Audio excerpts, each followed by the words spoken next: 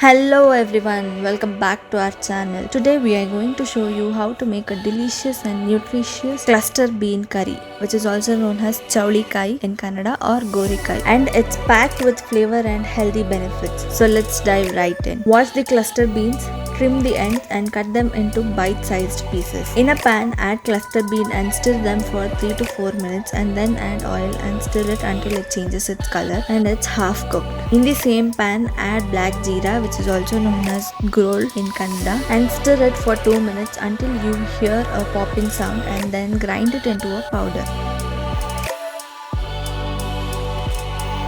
Now heat a pan over medium heat and add oil. Once the oil is hot, add mustard seed and cumin seeds. Add finely chopped onions, curry leaf and salt them, and then add in the cluster beans and salt them.